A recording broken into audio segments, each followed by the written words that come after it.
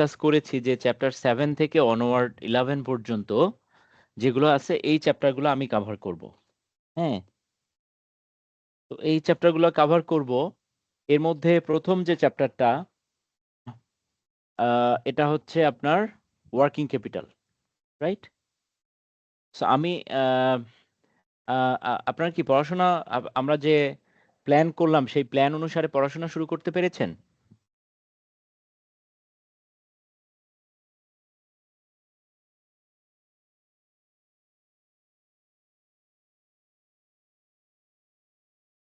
Hello?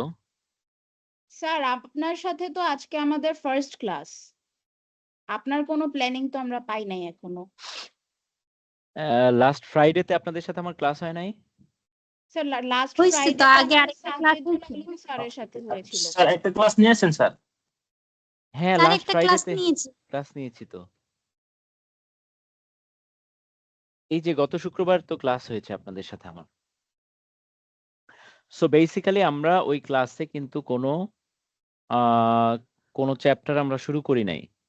So আমরা কিভাবে পড়াশোনা করব, কি পড়তে হবে না পড়তে হবে এগুলো নিয়ে ডিসকাশন করেছি এবং আমি আপনাদেরকে কিন্তু মেইল করেছি। মেইল পেয়েছেন আপনারা সবাই? নাকি ইমেইল চেক করা হয় নাই?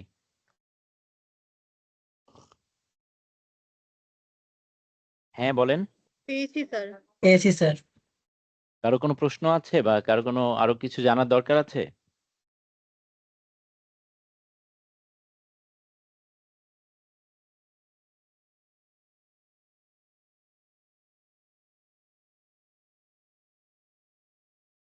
হুম?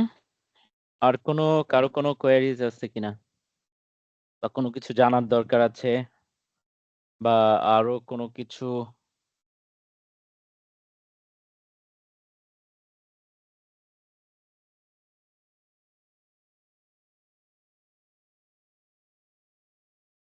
হ্যালো?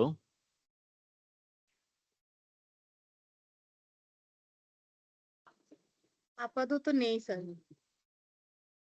ওকে। সো আমরা যারা ক্লাসে ছিলাম আমরা কি পড়াশোনা ওভাবে শুরু করছি নাকি মনে হচ্ছে যে এটা আমাদের জন্য হেল্পফুল হবে না এরকম?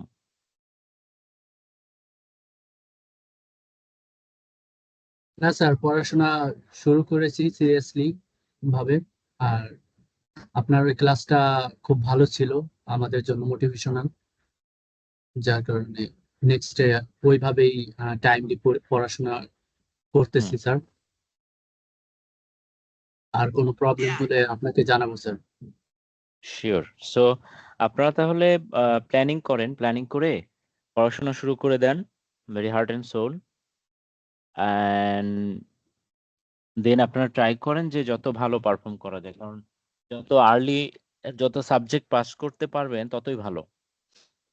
বয়স যত বাড়বে আপনাদের কিন্তু personal complications and family engagements and other things will come up and that will hamper your study. এই জন্য যত তাড়াতাড়ি পারবেন পাস করে যান। That's better.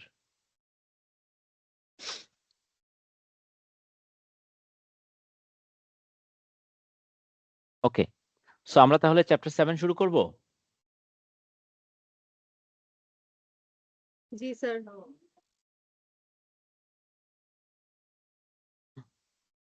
তাহলে চ্যাপ্টার 7 তো আমরা যেটা জানি যে related to working capital, right? So এখন বলেন যে ওয়ার্কিং ক্যাপিটাল বলতে আমরা কি বুঝি?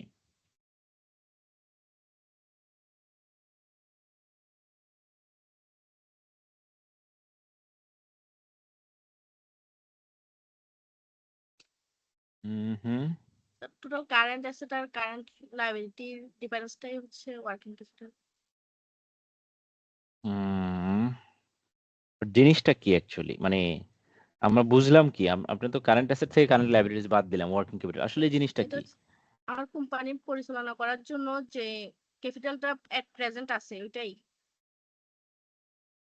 ওকে, ওকে, হয়েছে। আর কেউ? স্যার, একটা বিজনেস কিভাবে short term expense smoothly manage করে সেটা আমরা ওয়ার্কিং ক্যাপিটালের থ্রুতে বুঝতে পারি। আচ্ছা, এক্সাম্পল দিতে পারবেন?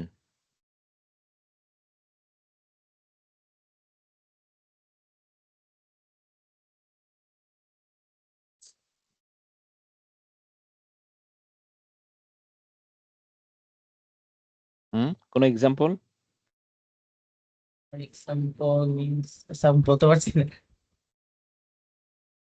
ওকে, সো ওয়ার্কিং ক্যাপিটাল মানে আপনারা যেটা বলছেন ঠিক আছে, it's actually the capital or money that business needs to manage its day-to-day operation. So day-to-day operation manage করার জন্য আপনার যে টাকাটা প্রয়োজন হয় সেটা কিরকম? আমাদের ডেইলি অনেকগুলো খরচ থাকে একটা অর্গানাইজেশনে। হ্যাঁ, সেগুলো হতে পারে। তারপর উইকলি আরো অনেক ধরনের খরচ প্রয়োজন হয়। লাইক আপনার অ্যাকাউন্টস পেয়েবল এই ডিউরিং দ্য পিরিয়ডে, আমি যদি ১ মাসের কথা চিন্তা করি, এই ১ মাসের মধ্যে অ্যাকাউন্টস পেয়েবল কতটুকু পে করা প্রয়োজন হবে। তারপরে আপনার ডিউরিং দ্য পিরিয়ডে অন্য কোনো ক্যাপেক্স আছে কিনা যেটা পে করার প্রয়োজন হবে। মান্থলি আমাদের রিকারিং কিছু এক্সপেন্সেস আছে লাইক স্যালারিজ, দেন আপনার অফিস রেন্ট অ্যান্ড আদার কিছু স্টেশনারি কস্ট, এগুলো আছে। সো এগুলো হলো আমাদের মান্থলি রিকারিং এক্সপেন্সেস। সো এই যে আপনার ডে টু ডে অপারেশনস পরিচালনা করার জন্য যে পেমেন্টগুলো করা হচ্ছে, একটা হলো আপনার পেয়েবলসকে আপনি পে করছেন, তারপরে আপনি স্যালারি পে করছেন, অফিস রেন্ট পে করছেন এবং আদার যেগুলো রেগুলার এক্সপেন্সেস আছে পে করছেন। সো এগুলোকে পে অফ করার জন্য যে টাকাটা আপনার প্রয়োজন হবে অন আ মান্থলি বেসিস, সেটা হলো আপনার জন্য ওয়ার্কিং ক্যাপিটাল। সো একটা বিজনেস যখন চলে, তার প্রথম রিকোয়ারমেন্ট থাকে সেই মাসে, প্রথম যেটা রিকোয়ারমেন্ট থাকে যে মাসের শুরুতে তাকে কি দিতে হবে? অফিস রেন্ট দিতে হবে। তারপরে সারা মাসে তার অফিসের যেসব কনজিউমেবলস আছে, তার অফিসে যেসব প্রয়োজনীয় জিনিসপত্র আছে, টিস্যু পেপার থেকে শুরু করে, হ্যান্ড ওয়াশ থেকে শুরু করে আর যেগুলো প্রয়োজনীয় জিনিস আছে, বিস্কিট, চা, তারপরে চিনি, দুধ, এগুলো যা, যা কফি অ্যান্ড যা, যা প্রয়োজন হয়, তারপর প্রিন্টারের জন্য কাগজ লাগবে। এগুলো সারা মাসে কিছু বেসিক জিনিসপত্র আছে। এগুলোর তার প্রয়োজন হবে খরচ দেওয়ার জন্য। তারপরে মাস শেষে সেলারি দিতে হবে। এগুলো তার লাগবেই। এর বাইরে আছে আপনার ধরেন তার হলো পেয়েবলস যেগুলো আছে, তার যেগুলো পারচেজ করেছে, পারচেজের এগেইনস্টে যেসব পেমেন্ট করতে হবে সেগুলো। হ্যাঁ, এর বাইরে যদি কোনো লোন থাকে, লোনের ইনস্টলমেন্ট থাকে। সো এই ধরনের আর যেগুলো অ্যাডহক পেমেন্টস আছে এগুলো। সো এগুলোকে কাউন্ট করার পরে, ক্যালকুলেশন করার পরে যে টাকাটা প্রয়োজন হবে, দ্যাট ইজ কল্ড তার আসলে যে day to day operational payments. So working capital হলো, আচ্ছা একটা মিনিট।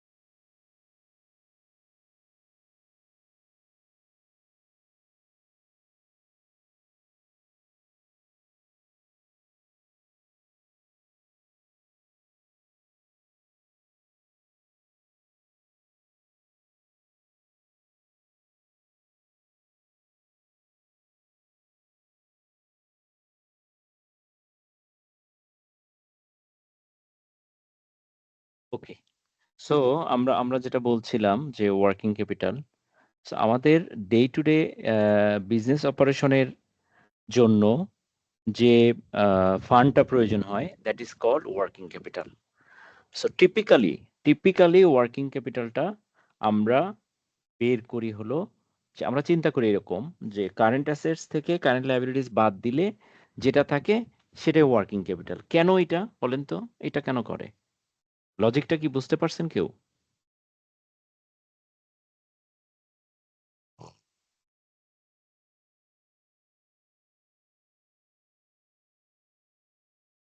হুম, তো বলতে পারবেন যে কেন এটা করে?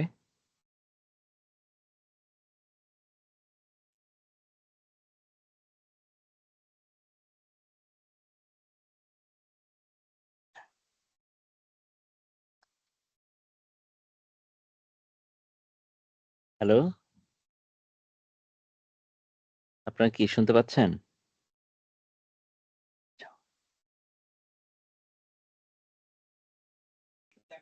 জি স্যার, শুনতে পাচ্ছি।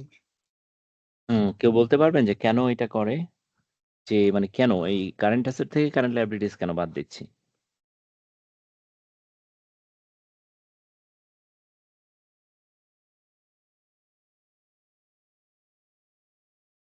বেসিক্যালি অ্যাসেট থেকে লায়াবিলিটিস বাদ দিলে তো আমার ক্যাপিটালটা আমি বুঝতে পারি।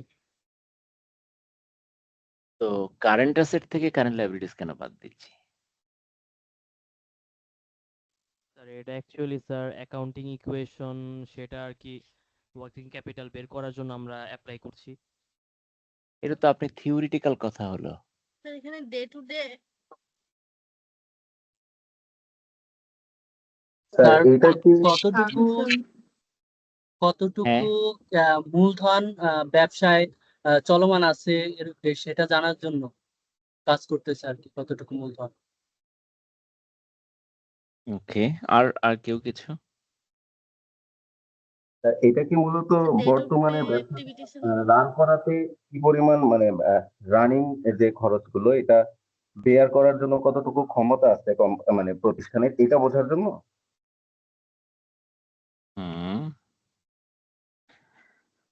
ওকে। এখন একটা জিনিস বলে, কারেন্ট এন্ড নন কারেন্টের মধ্যে পার্থক্য কি? কারেন্ট হচ্ছে যেটা 1 বছরের মধ্যে, আর নন কারেন্ট হচ্ছে যেটা লং টাইম 1 বছরের বেশি। তো আমি যদি কারেন্ট অ্যাসেট বলি তাহলে কি বলবেন? স্যার আমি যদি কারেন্ট অ্যাসেটের কথা যদি বলি যে কারেন্ট আর নন কারেন্ট অ্যাসেট, তাহলে কারেন্ট অ্যাসেট বলতে আমি জি, কি বোঝাচ্ছি? কারেন্ট হচ্ছে যেটা আমার currently cash, account receivable, payable, sorry inventory. আর নন কারেন্ট হচ্ছে আমার পিপি, যেটা প্রপার্টি প্ল্যান্ট ইকুইপমেন্টের। মানে জিনিসটা কি? আমি তো এক্সাম্পল বলি নাই। মানে কারেন্ট অ্যাসেট আর নন কারেন্ট অ্যাসেট মানে কোনটাকে বলে? মানে ক্রাইটেরিয়া কি অ্যাকচুয়ালি এটার? মানে এটা দিয়ে কি বোঝায়? এই অ্যাসেটটা হচ্ছে 1 ইয়ারের মধ্যে কারেন্টলি আমরা যেটা হচ্ছে কন্টিনিউ অপারেশন, করে থাকি। হ্যাঁ, কারেন্ট অ্যাসেট কারেন্ট বলতে কি অপারেশনের বলছেন? যেটা ইউজ হয়। কারেন্ট অ্যাসেট মোটামুটি হচ্ছে আমরা 1 বছরের মধ্যে ইউজ করতে পারি, যেটা আর কি লিকুইড, মানে ক্যাশটা জাস্ট লিকুইড কারণ সম্পদ এমন কিছু বলে sir, liquid asset kind of. Okay. আমরা এই যে ব্যালেন্স শিটে বা স্টেটমেন্ট অফ ফাইন্যান্সিয়াল পজিশন, এখানে অ্যাসেট বা লায়াবিলিটিসকে কারেন্ট এবং নন কারেন্টে কেন আমরা এটাকে ডিভাইড করি বা ক্লাসিফিকেশন কারেন্ট আর নন কারেন্ট কেন করি? স্যার নন কারেন্ট হচ্ছে দীর্ঘমেয়াদী।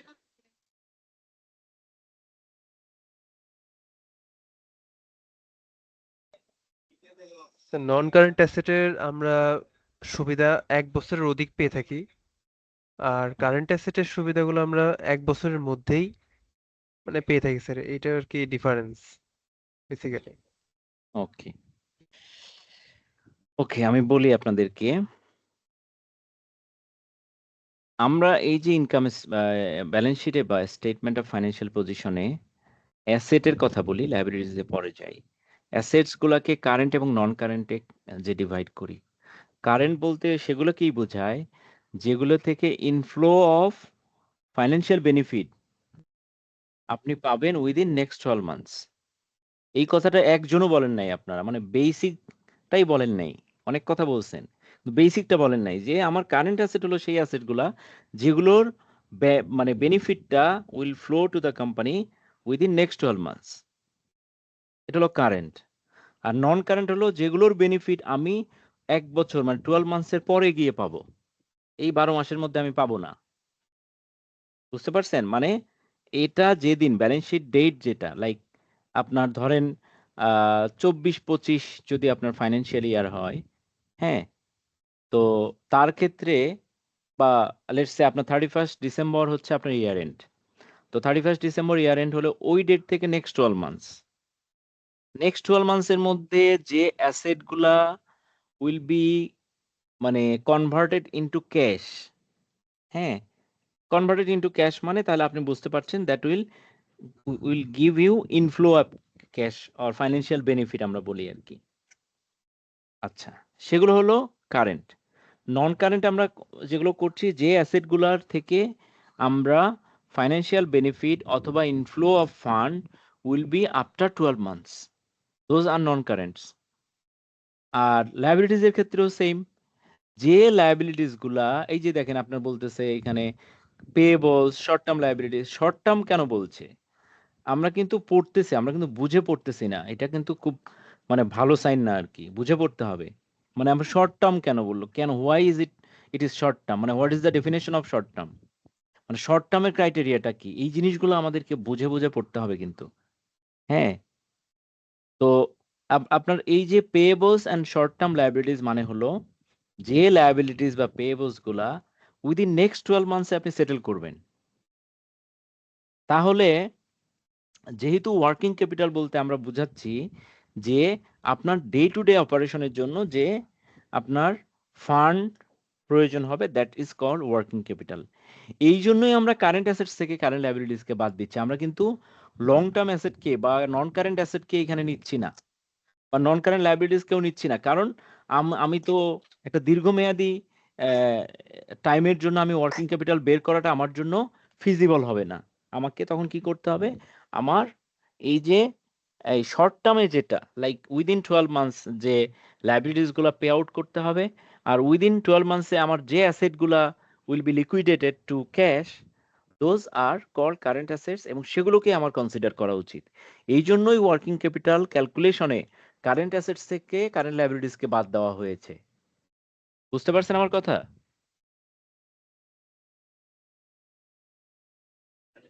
জি স্যার, বুঝতে পারছি। স্যার এইভাবে বুঝে বুঝে পড়তে হবে, মানে এই জিনিসপত্র কিন্তু কঠিন না। কিন্তু আমরা দেখেন আপনারা অনেক ক্রিটিক্যাল জিনিসপত্র চিন্তা করতেছেন, কিন্তু বেসিকটা ধরেন নাই।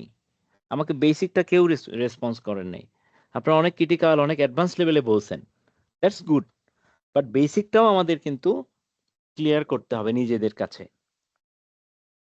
যে আমি কেন ওয়ার্কিং ক্যাপিটাল ক্যালকুলেশন করার সময় কারেন্ট অ্যাসেট কেন নিচ্ছি, কারেন্ট লায়াবিলিটিস কেন নিচ্ছি, আমি নন কারেন্টটা কেন নিচ্ছি না। বিকজ ওয়ার্কিং ক্যাপিটালটা is a projection for short term period. আমি ওয়ার্কিং ক্যাপিটাল লং টার্ম পিরিয়ডের জন্য বের করতে গেলে আমার প্রজেকশন ঠিক হবে না।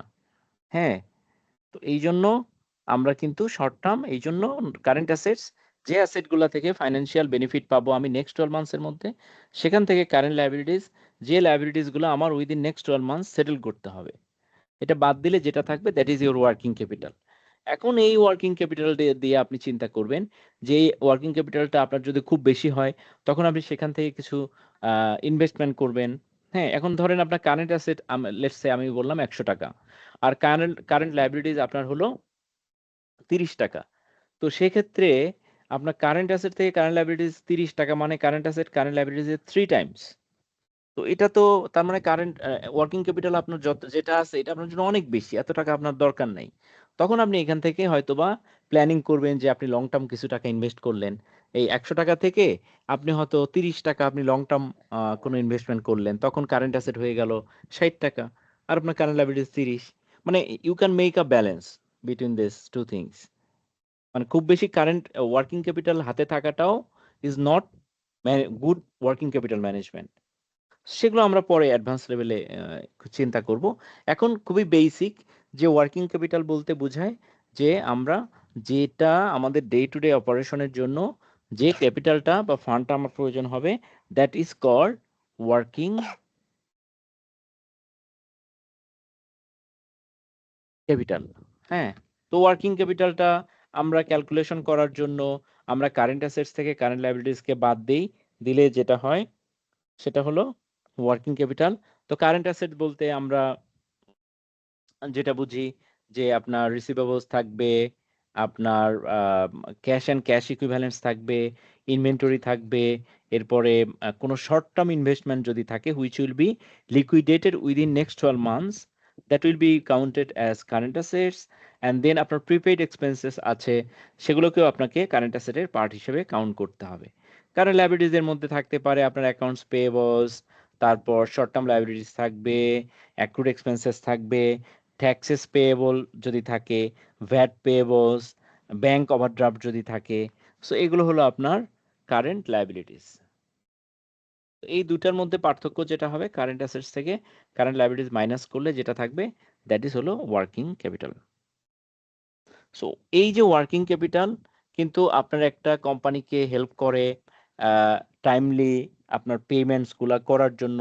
সাপ্লায়ার্সকে টাইমলি পে করতে হবে বা ভেন্ডরকে, তারপর স্যালারি অ্যান্ড রিমিউনারেশন যেগুলো আছে অন মান্থলি বেসিস সেগুলো টাইমলি পে করা, ইনভেন্টরি লেভেল মেনটেন করতে হেল্প করে, শর্ট টার্ম অব্লিগেশনস অন্যান্য যেগুলো আছে সেগুলো টাইমলি পে অফ করতে হেল্প করে, অ্যান্ড দেন স্মুথ আপনার অপারেশনটাকে স্মুথ রাখতে হেল্প করে।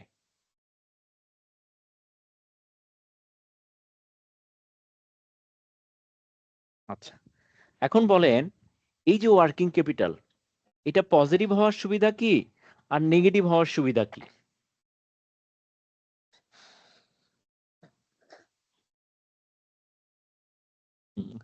বাজান, পজিটিভ হলে আমার ব্যবসায় যে চলতি খরচগুলো আছে সেটা আম,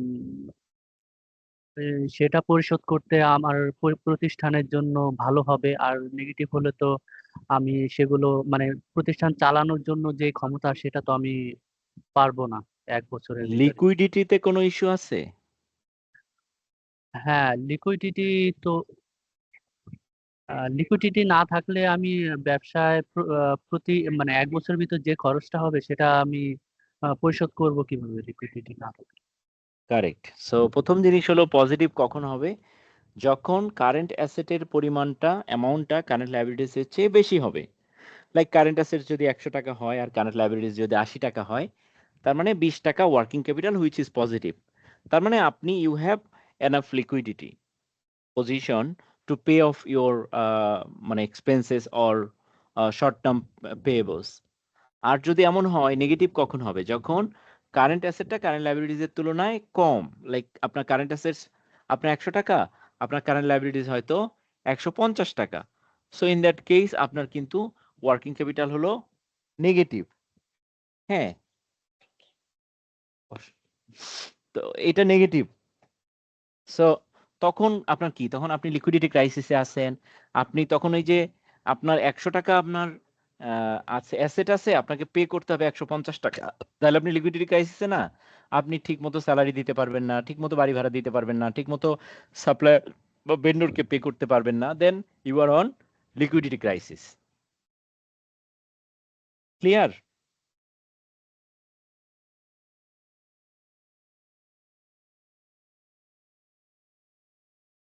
বুঝতে পারছেন আপনারা?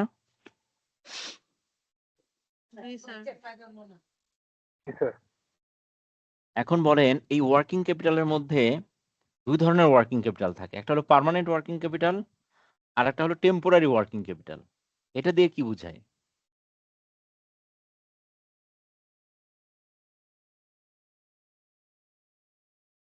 কে বলতে পারবেন?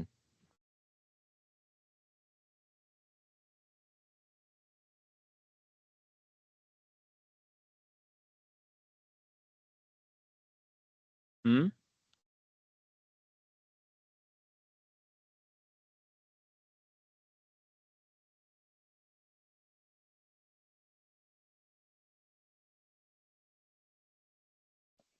জানি না স্যার এটা।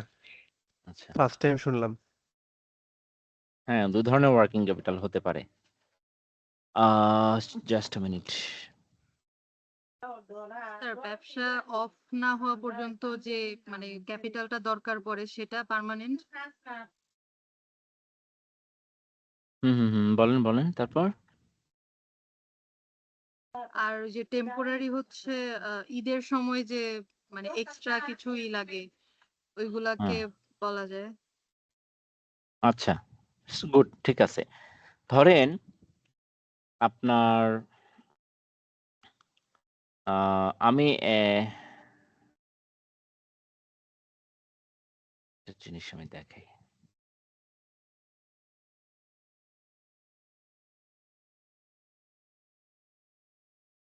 একটা জিনিস দেখাচ্ছি আপনাদেরকে।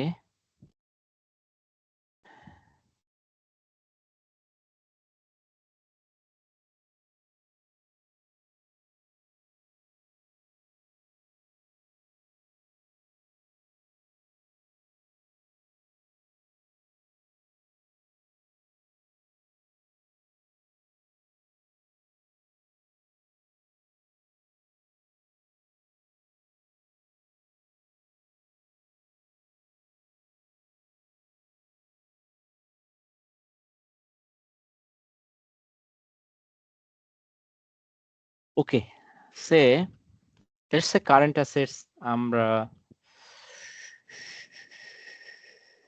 বললাম এখান থেকে।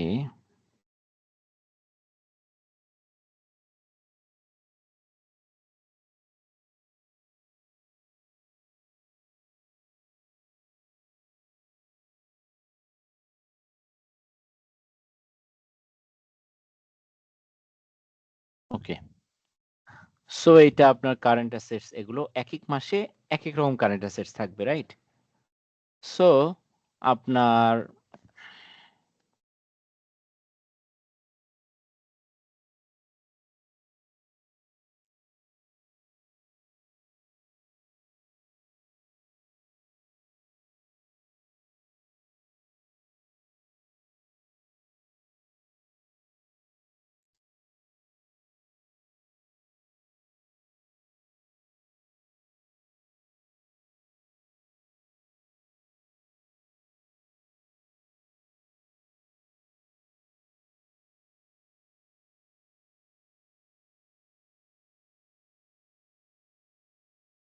ওকে, সো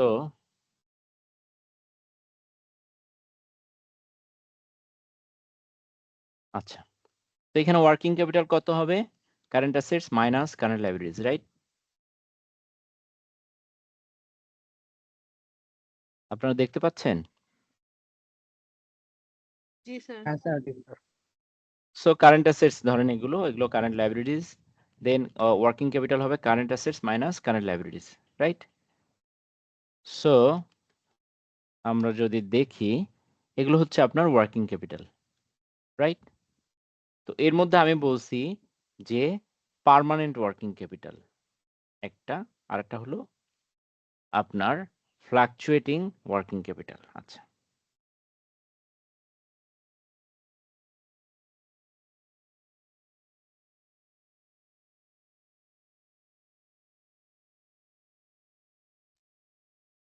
দেখছেন এটা হলো আপনার পার্মানেন্ট ওয়ার্কিং ক্যাপিটাল।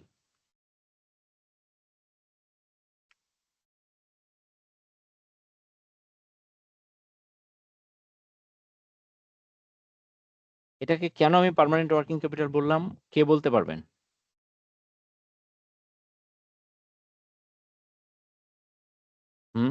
বলেন দেখি।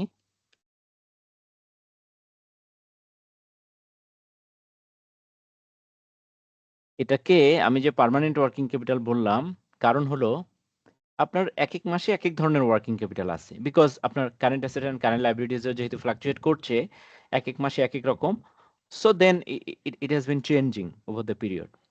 সো আপনার এই যে ওয়ার্কিং ক্যাপিটালটা, পার্মানেন্ট ওয়ার্কিং ক্যাপিটাল হলো এই 12 মাসের যে 12টা ওয়ার্কিং ক্যাপিটাল আছে তার মধ্যে মিনিমাম যে অ্যামাউন্টটা, দ্যাট ইজ পার্মানেন্ট, মানে অ্যাটলিস্ট তো ওই অ্যামাউন্ট অফ ওয়ার্কিং ক্যাপিটাল আপনার কাছে থাকবেই, তাই না? বুঝতে পারছেন? ইয়েস নো বলতে স্যার। হবে। হ্যাঁ হ্যাঁ স্যার, হ্যাঁ, বুঝতে পারছি। মানে অ্যাটলিস্ট তো এর মধ্যে সবচেয়ে ছোট কোনটা? হ্যাঁ, এটা অ্যাটলিস্ট থাকবে। তো এর মধ্যে 40 হচ্ছে আপনার সবচেয়ে ছোট। আমি এটা যদি বলি যে 91, 41, সো এরকম থাকলো। তার মধ্যে সবচেয়ে ছোট হলো এইটা।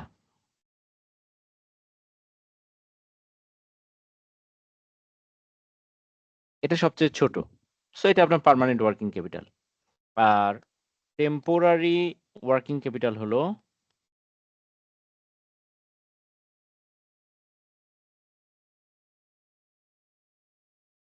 এই দেখেন একেক মাসে একেক রকম হবে। বিকজ এটা হলো ফ্লাকচুয়েটিং, রাইট? টেম্পোরারিটা কিন্তু এটা একটা ফ্লাকচুয়েটিং বা সিজনাল ফ্লাকচুয়েশনের কারণে এগুলো হয়। সো দেখেন একেক মাসে একেক রকম। কারণ ওয়ার্কিং ক্যাপিটাল যে অ্যামাউন্টটা ছিল ওই মাসে জানুয়ারি দেখেন 50,000 ছিল। আর মিনিমাম বা পার্মানেন্ট ওয়ার্কিং ক্যাপিটাল আমরা তো মিনিমামটা বুঝতে পারছি 40,000। সো বাকিটা আপনার জন্য ওই মাসের জন্য টেম্পোরারি। সো ফেব্রুয়ারির জন্য এটা টেম্পোরারি, মার্চের জন্য এটা টেম্পোরারি। এপ্রিল মাসে নাই, বিকজ এপ্রিল মাসের অ্যামাউন্টটাই ছিল সর্বনিম্ন ওয়ার্কিং ক্যাপিটালের অ্যামাউন্ট 40,000। সো এই মাসে কোনো টেম্পোরারি ওয়ার্কিং ক্যাপিটাল নাই। এভাবে করে টেম্পোরারি ওয়ার্কিং ক্যাপিটালটা আমরা দেখালাম আর কি। বুঝতে পারছেন আপনারা?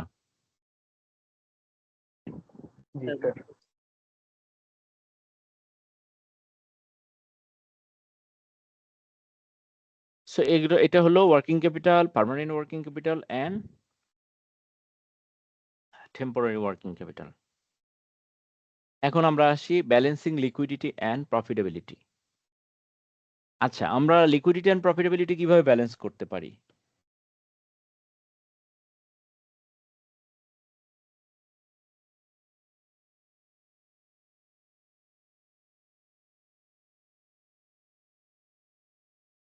হুম, কে বলতে পারবেন কিভাবে করতে পারি?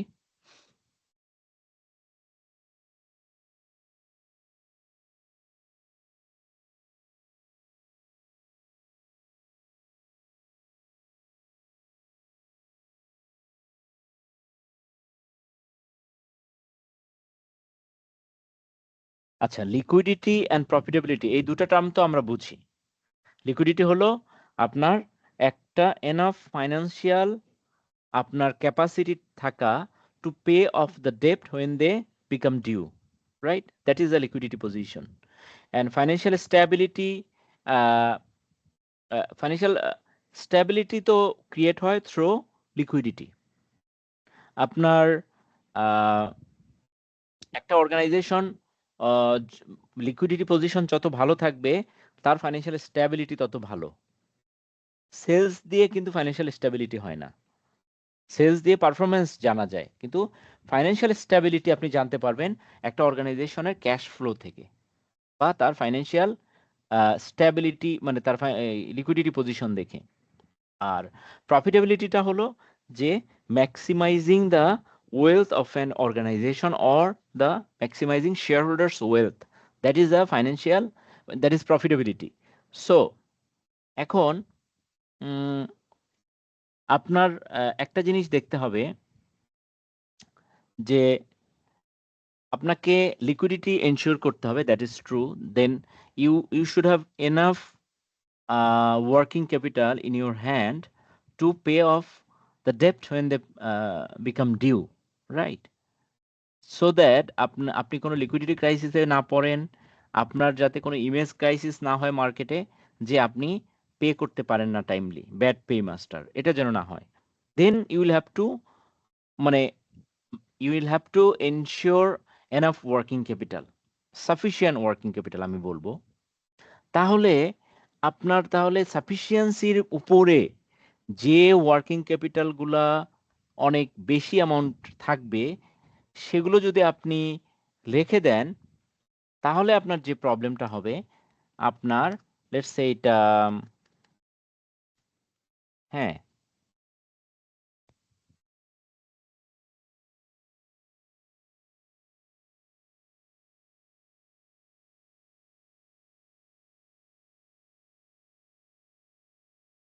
বললাম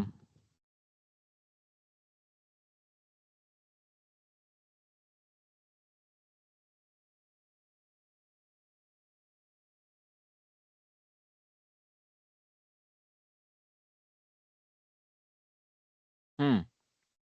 সো এখন আপনার দেখেন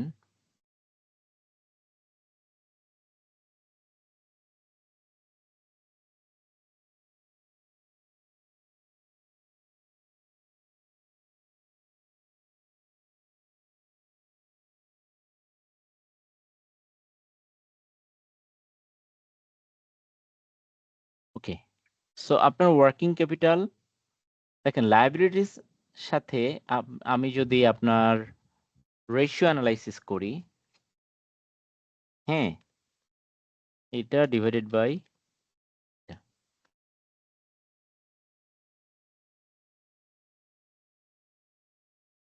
আচ্ছা,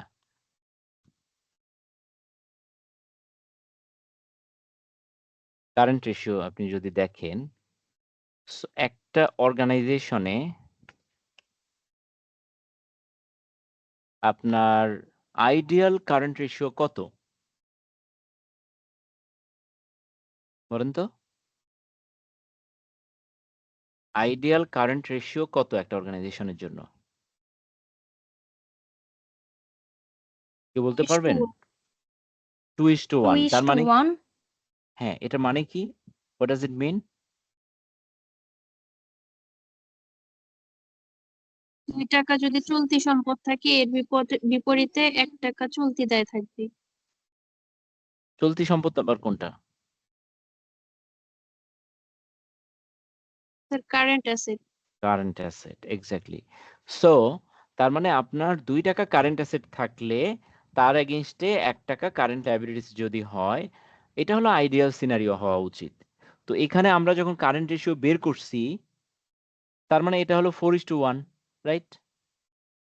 এটা 5:1, 4:1, তার মানে আমি যদি 2:1 বলি, তার মানে হওয়া উচিত ছিল আইডিয়াল 2।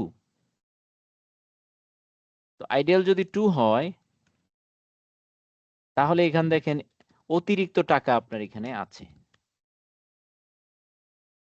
প্রত্যেক মাসে অতিরিক্ত টাকা আছে। তো এই টাকা তো আপনার এখানে রাখার দরকার নাই। এটা যদি আপনি কারেন্ট অ্যাসেট হিসেবে রেখে দেন, তাহলে আপনার যে প্রবলেমটা হচ্ছে, আপনার কিন্তু না রেখে এই টাকাটা যদি অন্য কোথাও ইনভেস্ট করতেন, লং টার্ম কোনো কিছুতে, তাহলে এখান থেকে কিন্তু একটা ভালো রিটার্ন পেতেন।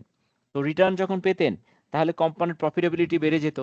কোম্পানির প্রফিটেবিলিটি বেড়ে গেলে শেয়ার হোল্ডার্স ইকুইটি বেড়ে যেত না? হ্যাঁ? শেয়ার হোল্ডার্স ওয়েলথ ম্যাক্সিমাইজেশন হতো। কেউ প্রশ্ন করতে চাচ্ছেন? হ্যাঁ, কেউ মনে হয় হ্যান্ড রেইজ করেছেন। Is there anyone?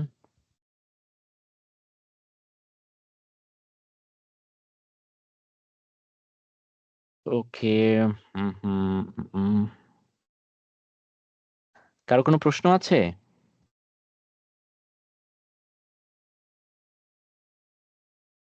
স্যার, হ্যাঁ, তাহলে এই কারেন্ট রেশিওটা কিভাবে বের করা হয়েছে? কোনটা? এই যে কারেন্ট রেশিওটা।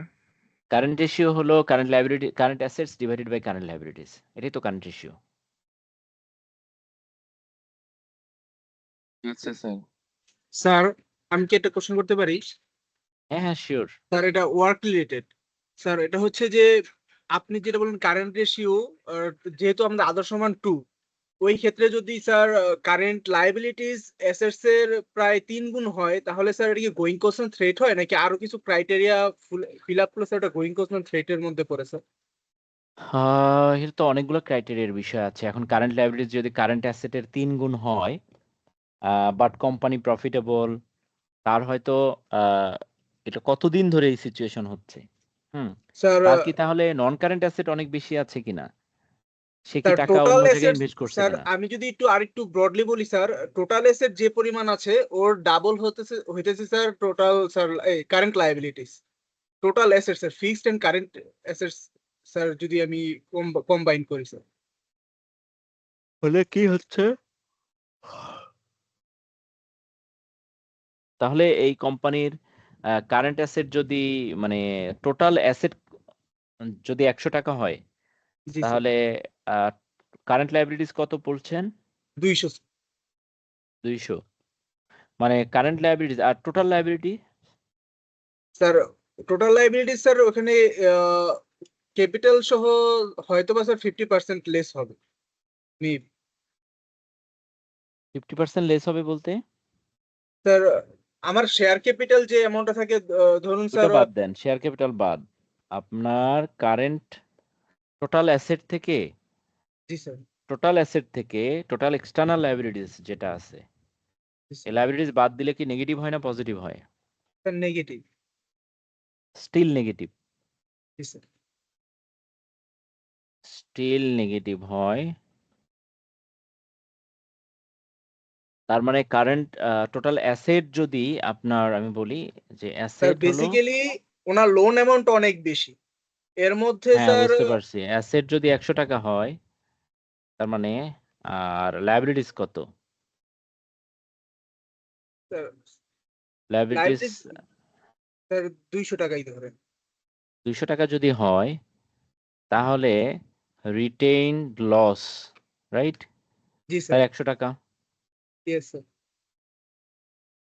রাইট? এটা টোটাল স্যার এটা। রিটেন লস এটা স্যার বিগত 3-4 বছর যাবত চলছে হ্যাঁ বুঝতে পারছি, সমস্যা নেই। সো তাহলে আপনাকে দেখতে হবে যে এইটার গোয়িং কনসার্ন থ্রেটটা হলো, প্রথম হলো লিকুইডিটি ক্রাইসিস তার এখন আছে। জি এখন স্যার এই কোম্পানির প্রসপেক্ট কি, what would be the future of this company. হ্যাঁ, এইটার যে আপনার ইয়ারলি যে লস হচ্ছে, ফিউচারে কি হবে, বিজনেস প্রজেকশন কি দিবে, সেটা কি রিয়েলিস্টিক কিনা, হ্যাঁ, জি স্যার সেগুলো দেখে এবং তার পারফরম্যান্সের উপর বেস করে ডিসিশন নিতে হবে যে এটা আসলে গোয়িং কনসার্ন। থ্রেট তো অবশ্যই আছে, বাট থ্রেট থাকা আর অ্যাকচুয়াল গোয়িং কনসার্ন ইস্যু হওয়া বা কোম্পানি লিকুইডেটেড হয়ে যাওয়াটা তো ডিফারেন্ট। জি হ্যাঁ, স্যার সো ওইটা তখন অ্যাসেসমেন্ট করতে হবে। দেয়ার আর সাম আদার criterias also. Thank you sir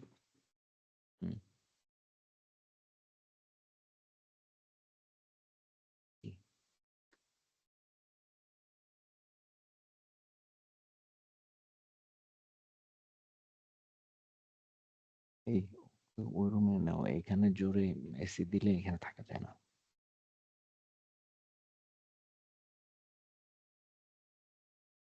ওর ওখানে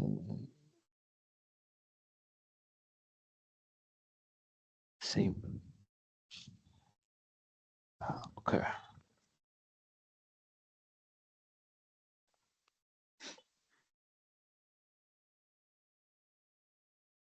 ওকে।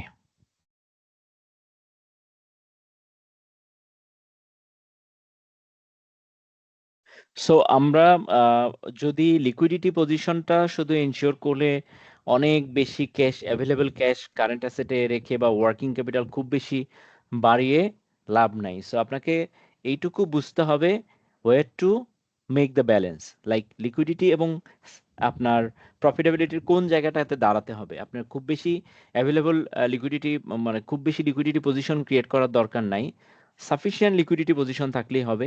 এর বাইরে যতটুকু এক্সট্রা আপনার অ্যাভেলেবল কারেন্ট অ্যাসেটস থাকবে বা যেগুলো অ্যাসেটস থাকবে, ওগুলোকে নন কারেন্টে কনভার্ট করতে হবে। Like you will have to invest in long term securities or long term প্রজেক্টে আপনি ইনভেস্ট করবেন, যাতে করে you can get a very good return. ঠিক আছে?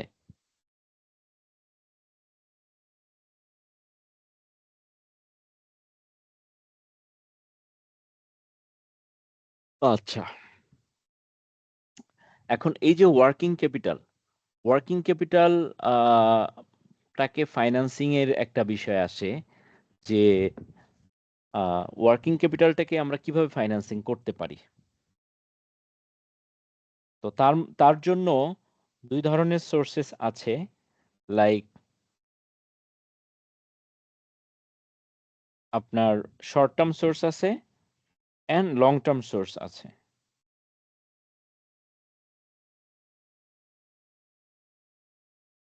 ওকে, তো এখন এই এখানে দুইটা অপশন আছে, অপশন দুটো আপনারা একটু পড়েন।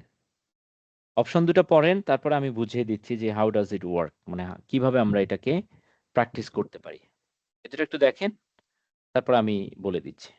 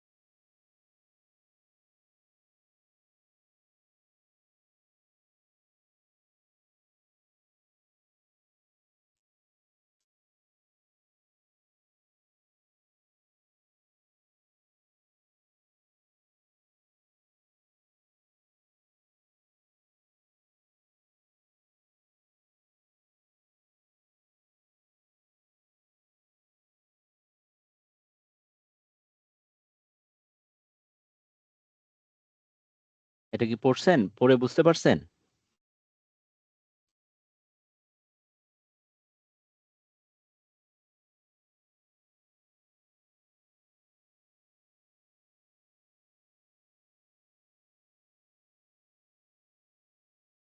হুম, হ্যাঁ স্যার, পড়ছি। কি মিন করছে এটা? স্যার এখানে একটা যে গ্রাফটা দেওয়া আছে, গ্রাফটার মানে হচ্ছে যদি আমরা ব্যবসায় লং টার্ম অর্থায়ন করি তাহলে এর, আর শর্ট টার্ম যদি বেশি করি সেক্ষেত্রে আমাদের প্রফিটেবিলিটি বেশি হবে এবং রিস্ক বেশি হবে। আর যদি লং টার্ম ফিনান্স মানে অর্থায়ন যদি করি বেশি আর শর্ট শর্ট টার্ম যদি কম করি তাহলে প্রফিট কম হবে এবং রিস্কও কম হবে। কারেক্ট। সো আমাদের প্রথম যে গ্রাফটা, এখানে দেখেন অ্যাসেট গুলাকে ভাগ করছে, নন কারেন্ট অ্যাসেটস আর কারেন্ট অ্যাসেটস কে দুই ভাগে ভাগ করছে। একটা হলো permanent current assets and fluctuating current assets. So permanent and fluctuating এ ভাগ করার কারণ হলো যে কিছু অ্যাসেট তো পার্মানেন্টলি কারেন্ট অ্যাসেটের মধ্যেও পার্মানেন্টলি থাকেই, হ্যাঁ, আবার কিছু কারেন্ট অ্যাসেটস আছে ফ্লাকচুয়েটিং, মানে প্রত্যেক মাসে কম বেশি হয়। সো প্রথম যে ইনভেস্টর আছে ফার্স্ট গ্রাফটাতে, সে দেখেন লং টার্ম ফাইন্যান্স করছে নন কারেন্ট অ্যাসেটের জন্য অ্যান্ড পার্মানেন্ট কারেন্ট অ্যাসেটের জন্য, ঠিক আছে। আর শর্ট টার্ম ফাইন্যান্সিং করছে আপনার ফ্লাকচুয়েটিং কারেন্ট অ্যাসেটের জন্য এবং পার্মানেন্ট কারেন্ট অ্যাসেটের কিছু অংশ। তো তার মানে সে লং টার্ম ফাইন্যান্সিংটা কম ইউজ করছে compare to the second one. তো লং টার্ম ফাইন্যান্সিংটা যখন কম ইউজ করবে, তো তখন আপনার তার কি হবে, কস্ট অফ ফান্ড কমে যাবে।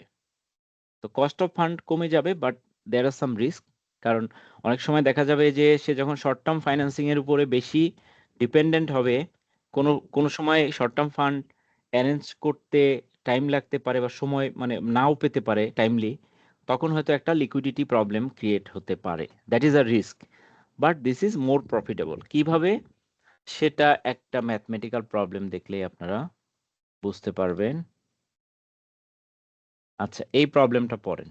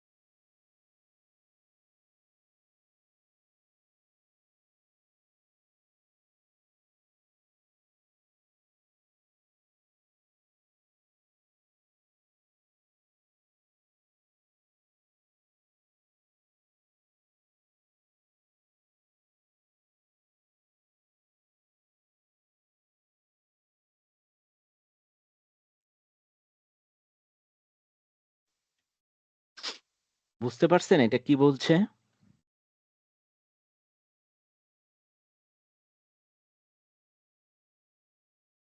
সো এখানে একটা ব্যালেন্স শিট তুলে দিয়েছে, যেখানে আপনার অ্যাসেট সাইড যদি আমরা দেখি, let's say for the sake of this problem আমরা অ্যাজিউম করি যে নন কারেন্ট অ্যাসেটস 50,000।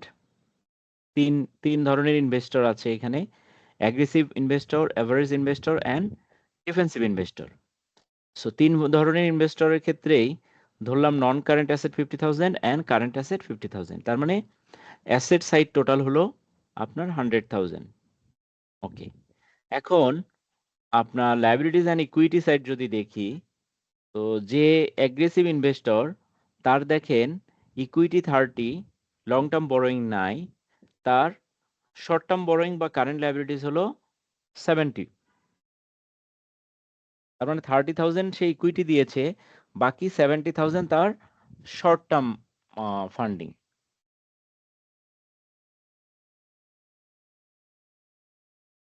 আচ্ছা, এখন আসি অ্যাভারেজ ইনভেস্টর, যে তার equity 50,000, long term borrowing 20,000 and short term borrowing যেটা আছে এটা হলো, বা কারেন্ট লায়াবিলিটিস যেটা আছে এটা হলো 30,000। অ্যান্ড যে ডিফেন্সিভ ইনভেস্টর তার ইকুইটি হলো 50,000, long term borrowing 40,000 and current liabilities only 10,000, এই টোটাল 1 লাখ করে। ঠিক আছে, সো আমরা যদি এখানে ইনিশিয়াল স্টেজে আপনি কারেন্ট রেশিও বের করেন, current assets divided by current liabilities. আচ্ছা, অ্যাগ্রেসিভ ইনভেস্টর যে তার কারেন্ট অ্যাসেট 50,000, কারেন্ট লায়াবিলিটিস 70,000, তার মানে তার রেশিও হলো 0.7 ডিভাইডেড বাই 0.7:1। তার মানে তার 1 টাকা লায়াবিলিটিসের এগেইনস্টে 70 পয়সা করে আছে। আর যে এভারেজ ইনভেস্টর তার 1 টাকা লায়াবিলিটিসের এগেইনস্টে 1 টাকা 70 পয়সা আছে কারেন্ট অ্যাসেট। আর যে ডিফেন্সিভ ইনভেস্টর তার 1 টাকা কারেন্ট লায়াবিলিটিসের এগেইনস্টে তার 5 টাকা কারেন্ট অ্যাসেটস আছে। ঠিক আছে, এই 3 ধরনের ইনভেস্টর আছে। এখন কার ক্ষেত্রে ফাইন্যান্সিয়াল সিচুয়েশন বা ফাইন্যান্সিয়াল পারফরম্যান্সটা কি হবে বা প্রফিটেবিলিটি সিচুয়েশন কি হবে সেটা আমরা একটু দেখি।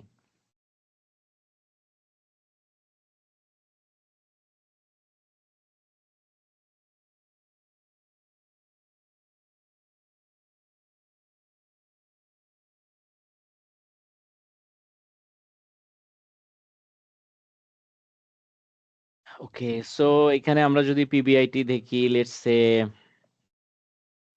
50,000, 15,000 for all three types of investors. So finance cost যদি আমরা দেখি, ফাইন্যান্স কস্ট আপনি ক্যালকুলেশন করবেন, এখানে ধরেন যার কারেন্ট লং টার্ম বরোয়িং আছে সেটা ইন্টু 10%, আর যার শর্ট টার্ম আছে সেটা ইন্টু 3%, তাহলে 3 সাথে 21। ওর ক্ষেত্রে অ্যাভারেজ যে আছে তার 20,000 ইন্টু 10% 2,000, আর 30,000 ইন্টু 3% 900, তার মানে টোটাল 2,900। আর ওর ক্ষেত্রে 40,000 ইন্টু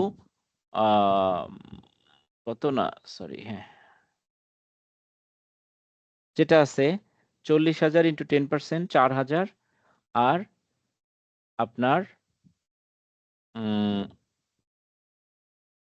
10,000 ইন্টু 3% 300, তাহলে 4,300। তার মানে আপনি যদি ফাইন্যান্স কস্ট দেখেন, ফাইন্যান্স কস্ট এগ্রেসিভ ইনভেস্টরের সবচেয়ে কম হবে, এভারেজ ইনভেস্টরের এভারেজ হবে, অ্যান্ড ডিফেন্সিভ যে ইনভেস্টর তার সব থেকে বেশি হবে। তো আপনি যদি পিবিআইটি থেকে ফাইন্যান্স কস্ট বাদ দেন, হ্যাঁ, তাহলে আপনি দেখেন আপনার প্রফিট ওর সব থেকে বেশি হবে, এর এভারেজ হবে, এর সব থেকে কম হবে, বিকজ ওর ফাইন্যান্স কস্ট সব থেকে বেশি। দেন আপনি ধরেন একটা 30% ট্যাক্স একটা টেন্টেটিভলি ধরলাম, ধরলে এটা বাদ দেওয়ার পরে দেখেন নেট প্রফিট ওর 9,000, ওর 8,470, 7,490, মানে সবচেয়ে কম প্রফিট। অ্যান্ড আপনি যদি আর্নিংস পার শেয়ার দেখেন, আর্নিংস পার শেয়ার কিন্তু অ্যাগ্রেসিভ ইনভেস্টরের বেশি হবে, কারণ তার ইকুইটি ক্যাপিটাল অনেক কম, আর বাকি দুইজনের সমান হলেও প্রফিট যেহেতু কম বেশি আছে এই জন্য একটু পার্থক্য হচ্ছে। তো তার মানে শর্ট টার্ম ফাইন্যান্সিং বেশি ইউজ করলে আপনার প্রফিটেবিলিটি সিচুয়েশনটা ভালো হয়, and with some sort of risk of not getting the finance facilities on time. হ্যাঁ, এখন বলেন আপনারা এটা বুঝতে পারছেন কিনা বা আপনাদের কোনো কোয়ারিজ আছে কিনা এটাতে।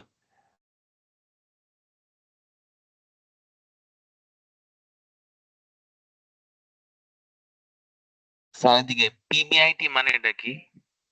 Profit before interest and tax.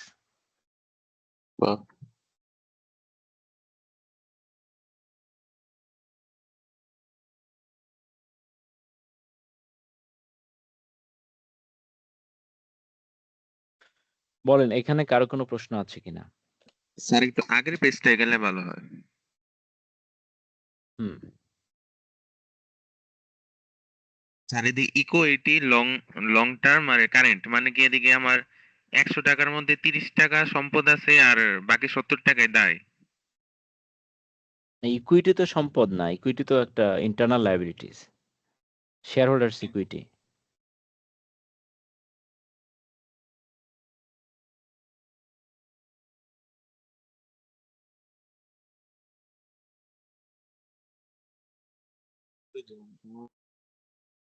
হ্যাঁ বলেন, আর আর কোনো প্রশ্ন আছে কিনা?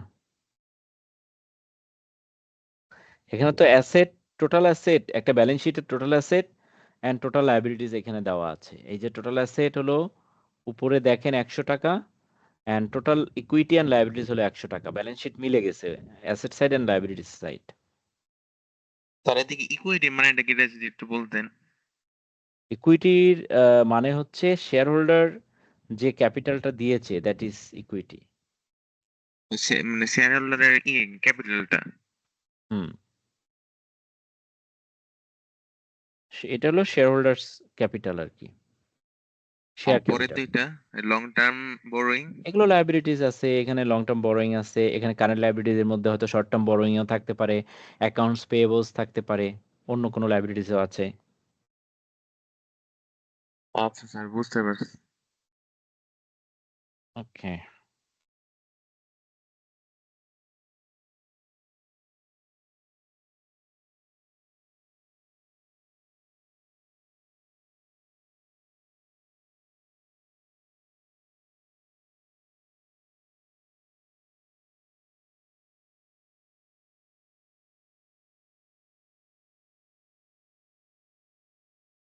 ওকে। এরপরে আমরা একটা একটা জিনিস দেখি যে assessing the liquidity position via ratios. So আমরা রেশিও দিয়ে কিভাবে লিকুইডিটি পজিশন অ্যাসেস করতে পারি। তো তার মধ্যে ইনভেন্টরি টার্নওভারের একটা রেশিও আছে, receivables collection period, payables payment period and liquidity other যে লিকুইডিটি রেশিওস গুলো আছে সেগুলো। তো ইনভেন্টরি টার্নওভারের দুইটা আবার আপনার রেশিও আছে বা দুইটা মেথড আছে। একটা হলো ইনভেন্টরি টার্নওভার পিরিয়ড, মানে কত দিনে। সো ইনভেন্টরি টার্নওভার পিরিয়ড আপনার হবে হলো inventory divided by cost of sales into 365। মানে ইনভেন্টরিটা টার্নওভার করতে, মানে একটা ইনভেন্টরি আপনি কিনলেন, হ্যাঁ, এটা কতদিন পর্যন্ত আপনার হাতে থাকে, থেকে তারপর আবার নতুন করে ইনভেন্টরি কিনতে হয়। এটা হলো inventory turnover period. Inventory turnover রেশিওটা হলো cost of sales divided by inventory. আগেরটার উল্টাটা, আগেরটাতে যেহেতু পিরিয়ডে আমরা ক্যালকুলেট করি এই জন্য মাল্টিপ্লাই করি উইথ 365। এটা হলো ইনভেন্টরি টার্নওভার পিরিয়ডটা, যে inventory divided by cost of sales into 365। আর ইনভেন্টরি টার্নওভার রেশিও যেটা, দ্যাট ক্যালকুলেটস অনলি যে কস্ট অফ সেলসটা ইনভেন্টরির কত টাইমস। ঠিক আছে, আমার একটা সার্টেন পিরিয়ডে বা একটা সার্টেন টাইমে আমার যে কস্ট অফ সেলস যেটা হয়, একটা ধরেন একটা বছরে যে কস্ট অফ সেলস যেটা হচ্ছে, সেটা আমার বছর শেষে বা বছর শুরুতে আমার যে ইনভেন্টরি থাকে দুটাকে অ্যাভারেজ করলে যেটা হয় সেটা কত টাইমস। সো এখানে এই ইনভেন্টরি, তারপর রিসিভেবল, পেয়েবল আমরা যখন কনসিডার করব, আমরা তখন কোনটাকে কনসিডার করব? আমরা কনসিডার করব যে আমাদের অ্যাভারেজ ইনভেন্টরিটা। অ্যাভারেজ কি? Opening inventory plus closing inventory divided 2। রিসিভেবলের ক্ষেত্রেও আমরা অ্যাভারেজটা কনসিডার করব। অ্যাকাউন্টস রিসিভেবলের opening balance plus closing balance divided 2। পেয়েবলসের ক্ষেত্রেও same, opening payables plus closing payables divided by 2, মানে অ্যাভারেজটা। আচ্ছা, এরপরে রিসিভেবলস কালেকশন পিরিয়ড আমরা অ্যাকাউন্টস রিসিভেবলকে যেহেতু receivable is related with revenues, so receivable দিয়ে ডিভাইড করব অ্যান্ড মাল্টিপ্লাই করব উইথ 365। আর পেয়েবলস পেমেন্ট পিরিয়ডটা আমরা বের করব average payables divided by purchases, যেহেতু পেয়েবলসটা is related with purchase, so purchase দিয়ে আমরা এটাকে ডিভাইড করব অ্যান্ড উইল মাল্টিপ্লাই উইথ 365। এই রেশিওগুলো আপনাদের মুখস্থ থাকতে হবে। অ্যান্ড দেন লিকুইডিটি রেশিওস আছে দুইটা, একটা হলো কারেন্ট রেশিও আর একটা হলো কুইক রেশিও। সো কারেন্ট রেশিওতে আমরা কারেন্ট অ্যাসেটকে কারেন্ট লাইবিলিটিস দিয়ে আমরা ডিভাইড করলে কারেন্ট রেশিও পেয়ে যাব। আর কুইক রেশিও যেটা, কুইক রেশিওতে আমরা কারেন্ট অ্যাসেট থেকে আমরা কি বাদ দিব, আমরা ইনভেন্টরি অ্যান্ড প্রিপেইড এক্সপেন্স যদি থাকে সেটা আমরা বাদ দেই। কারণ অনেক সময় প্রিপেইড এক্সপেন্সগুলোর এরকম কন্ডিশন থাকে, প্রিপেইড এক্সপেন্সগুলো আপনি ইন ফিউচারে কনজিউম করতে পারবেন, বাট আপনি এটাকে ক্যাশে কনভার্ট করতে পারবেন না। এই জন্য কুইক রেশিওর ক্ষেত্রে quick ratio is equal to quick asset divided by quick liabilities. Quick অ্যাসেটটা কিভাবে হয়, কারেন্ট অ্যাসেট থেকে ইনভেন্টরি এবং প্রিপেইড এক্সপেন্স বাদ দিলে আপনার হবে কুইক অ্যাসেট। ক্লিয়ার? জি স্যার।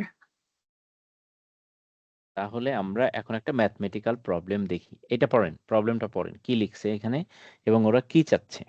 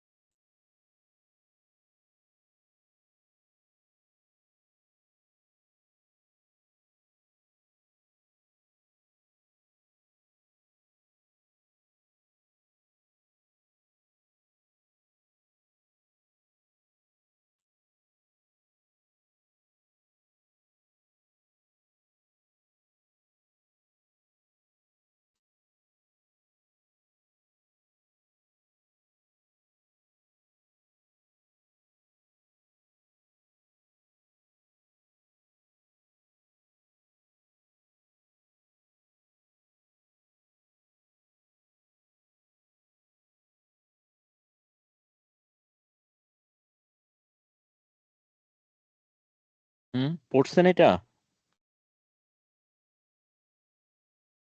স্যার করেছি। কি চাচ্ছে?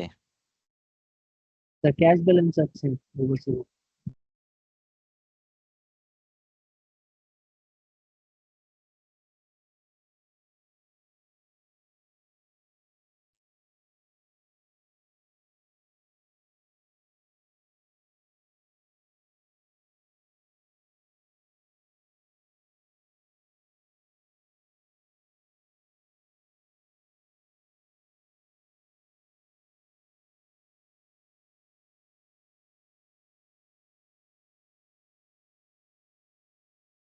সো এখানে কি বলতেছে, ইয়ার এন্ড ক্যাশ ব্যালেন্স বের করতে বলছে। তো সেটা কিভাবে বের করা যেতে পারে?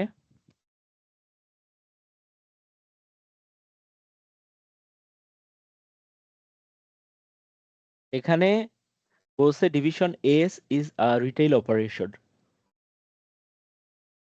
ওকে, year-end working capital comprises inventory valued at cost, okay, trade receivables of 90,000, cash and trade payables. এই চারটা জিনিসের কথা বলছে, inventory, trade receivable, cash and trade payables. তো এই চারটা জিনিসের কথা বলছে যে আছে, it's financial performance ratios include the following. কি কি আছে? Gross profit margin 25%, current ratio 2.3:1, তার মানে কারেন্ট অ্যাসেট যদি 2 টাকা 30 পয়সা হয়, কারেন্ট লায়াবিলিটিস 1 টাকা। রিসিভেবলস কালেকশন পিরিয়ড বলতেছে 30 days, payables payment period 40 days, and rate of inventory turnover 18 days. আচ্ছা, the opening inventory, receivables and payables balances are the same as closing balances. এটা দিয়ে কি বুঝাইছে?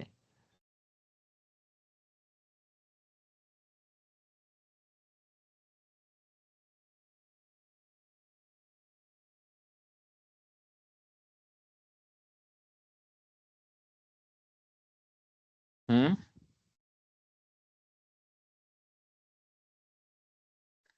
এটা দিয়ে কি বোঝাচ্ছে?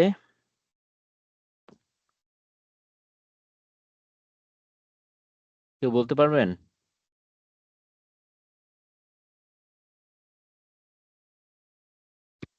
স্যার, ওপেনিং ইনভেন্টরি, রিসিভেবলস এবং পেয়েবলস এর যে ব্যালেন্স গুলা সেগুলা ক্লোজিং ব্যালেন্সের মানে সমান, এরকম কিছু।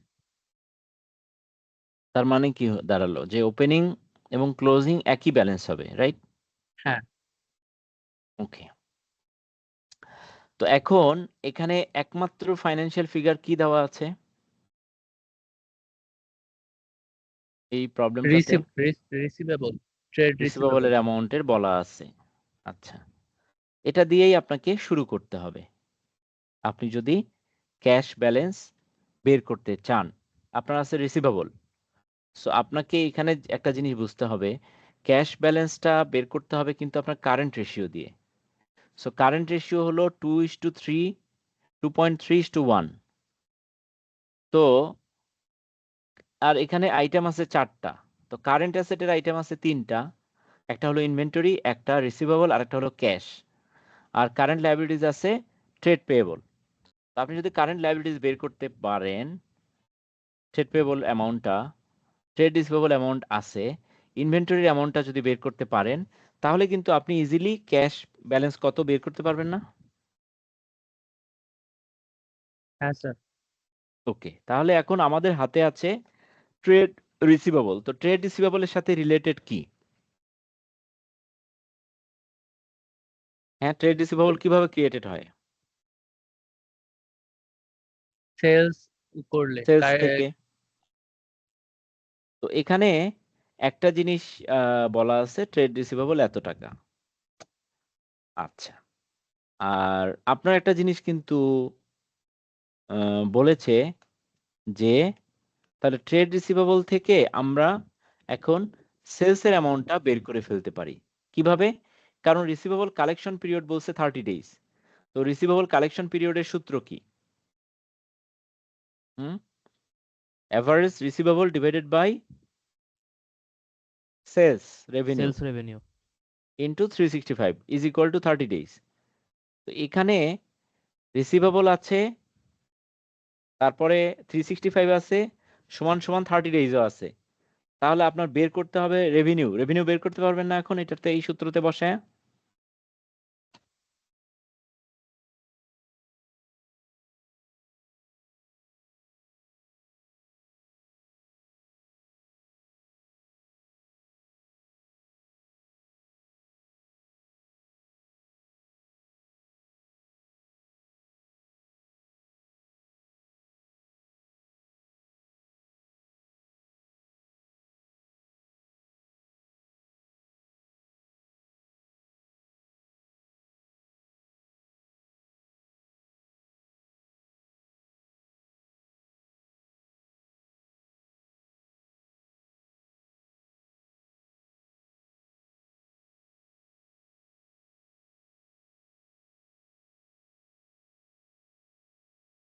স্যার ফর্মুলা গুলা সবগুলা তো ভুলে গেছি আসলে। স্যার ফর্মুলা গুলো যদি একটু দিতেন তাহলে মানে করতে সুবিধা হইতো। স্যার ফর্মুলা কি স্যার ওই যে ওই কয়েকটাই, এই যে চারটা না কয়টা? হ্যাঁ হ্যাঁ হ্যাঁ, এগুলোর মধ্য থেকেই হবে। সো আপনার এখানে রিসিভেবলস কালেকশন পিরিয়ড দেখেন বলছে receivables divided by revenue into 365 is equal to হলো কত 30 ডেজ। তার মানে 30ও আছে 365 আছে রিসিভেবল আছে। তো এটাকে যদি আপনি যদি এই এটাকে যদি এপাশ ওপাশ করেন তাহলে রেভিনিউর ফিগারটা বের হয়ে আসবে না? হ্যাঁ স্যার পারবো। জি স্যার।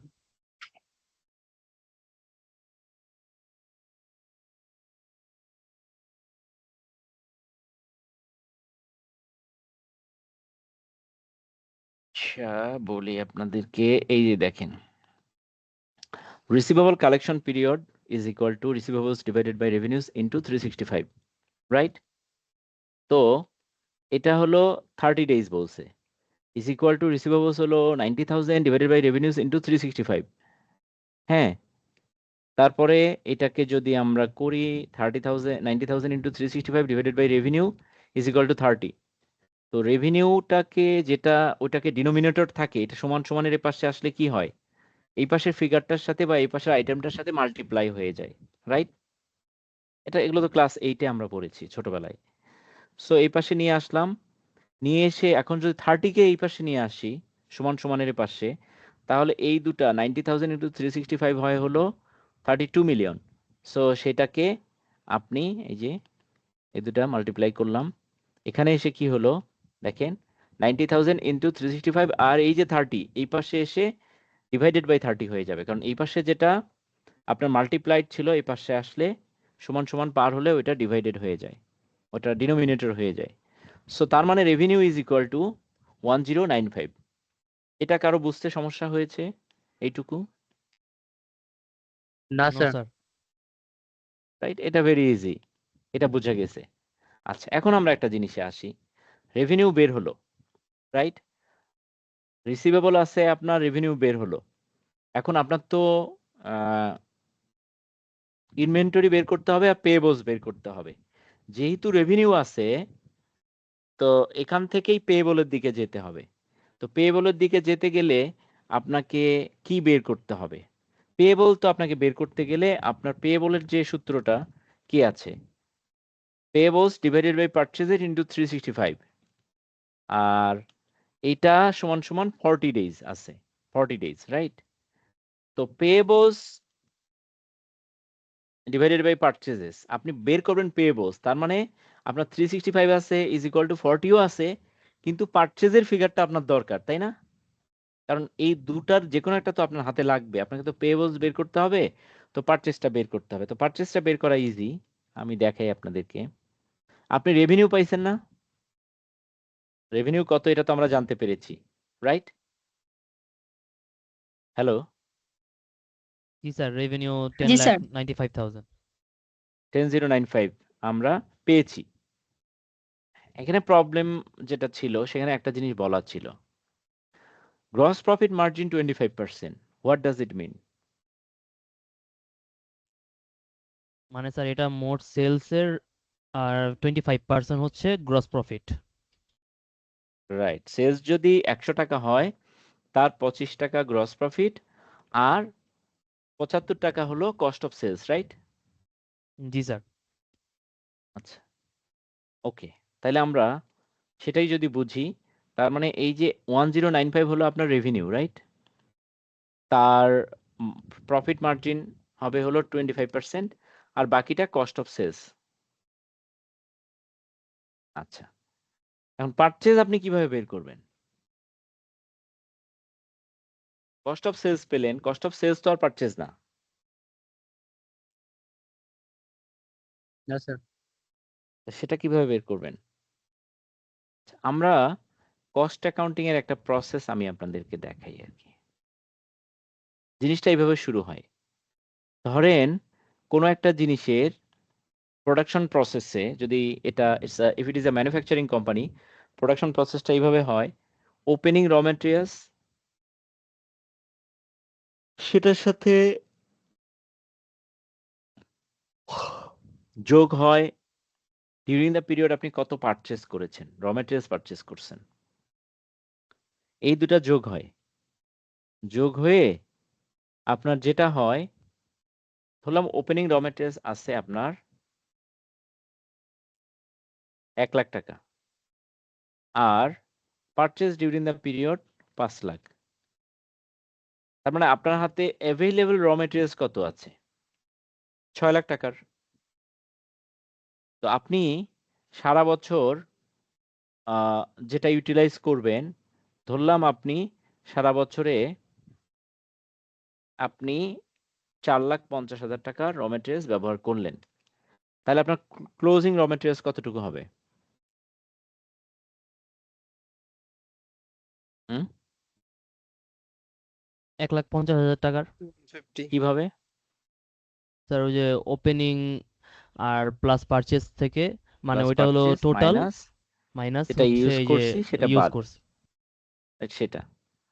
এখন তার মানে এই দুটা মিলে 6 লাখ টাকার র মেটেরিয়ালস আমার অ্যাভেলেবল ছিল, তার মধ্যে আমি 4,50,000 টাকার র মেটেরিয়ালস ইউজ করছি, বাকি আছে র মেটেরিয়ালস আছে 1,50,000 টাকা ক্লোজিং আছে। এখন আমি যদি বলি ওপেনিং আর ক্লোজিং সমান 1 লাখ, তাহলে ক্লোজিং কিভাবে বের করবেন? Opening plus purchase minus closing, right? তার মানে আপনি একটা জিনিস দেখেন, ওপেনিং র মেটেরিয়ালস আর ক্লোজিং র মেটেরিয়ালস যদি সমান হয়, তার মানে আপনি যেটা পারচেস করছেন সেই র মেটেরিয়ালসই আপনি ইউজ করছেন,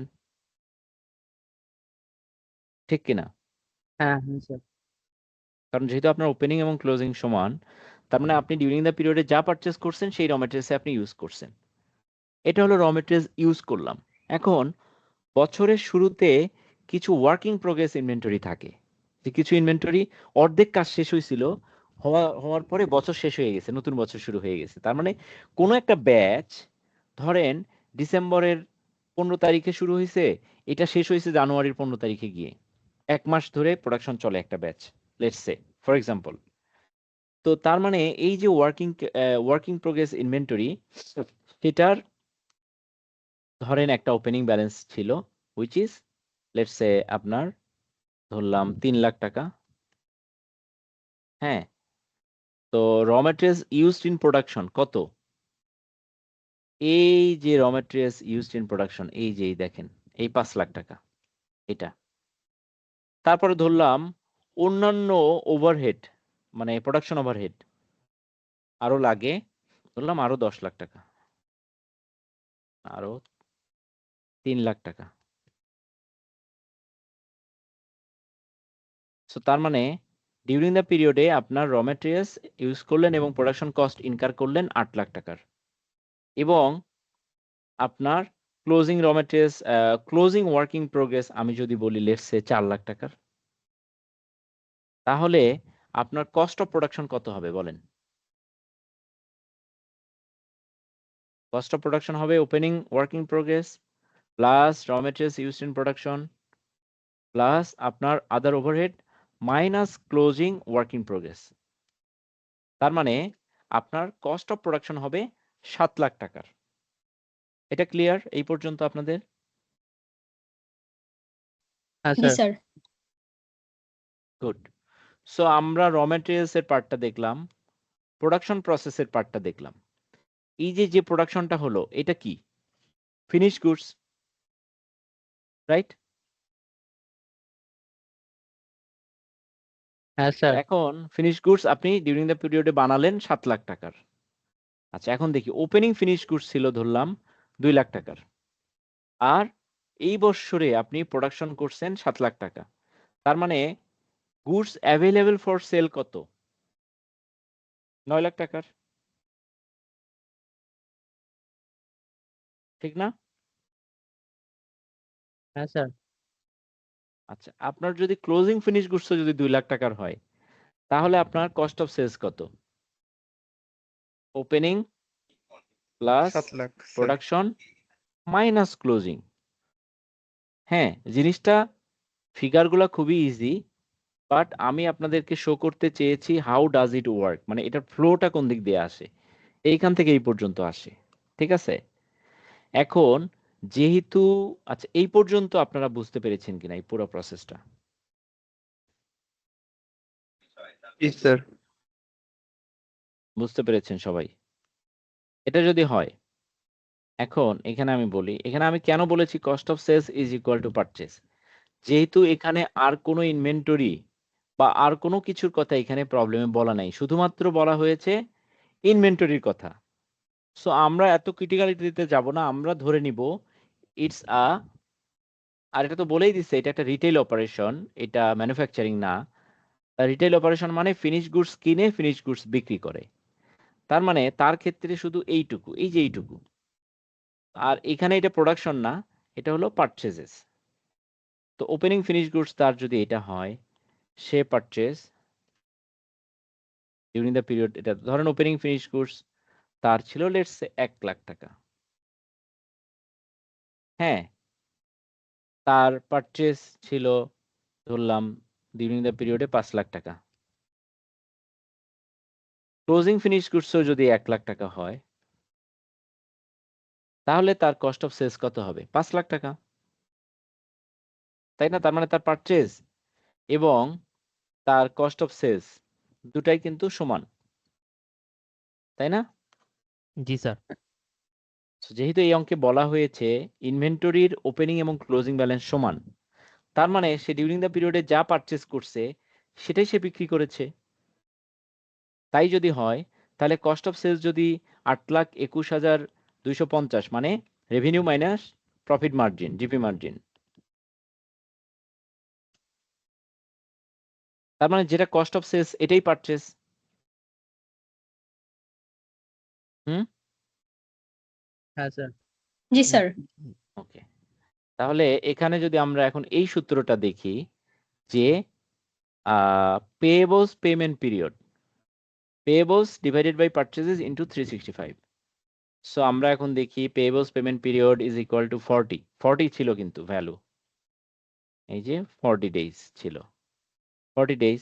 আর এটার সূত্র হলো পেয়েবলস ডিভাইডেড বাই পারচেজ ইনটু 365। এখানে ভ্যালুটা বসাই যে পেয়েবলস ডিভাইডেড বাই 821,250, এই যে এটা পারচেজ ইনটু 365।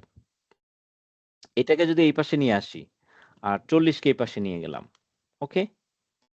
তারপরে আপনার পেয়েবলস ইনটু 365 ডিভাইডেড বাই ছিল হলো আপনার, এটা ছিল এরকম যে পেয়েবলস ইনটু 365 ডিভাইডেড বাই এটা।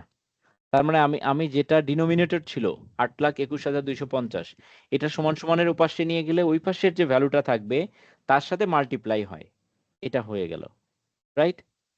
এখন আমরা যদি শুধু পেয়েবলস রাখি, এখানে যেটা মাল্টিপ্লাই ছিল সেটা এই পাশে গিয়ে ডিনোমিনেটর হয়ে যাবে। এই দেখেন 8,21,250 ইন্টু 40 ডিভাইডেড বাই 365। আমরা কি বুঝতে পারছি এটাই ক্যালকুলেশনটা? জি স্যার, এটা তো সমানের এই পাশ ওপাশ জাস্ট। হ্যাঁ, রাইট। সো তার মানে আমাদের পেয়েবলস বের হয়ে আসলো 90 দিন। এখন এই প্রবলেমের রিসিভেবল ছিল 90,000, পেয়েবলস আমরা বের করলাম 90,000, রাইট? এখন আসি ইনভেন্টরি। তো ইনভেন্টরির এখানে বলেছে যে আপনার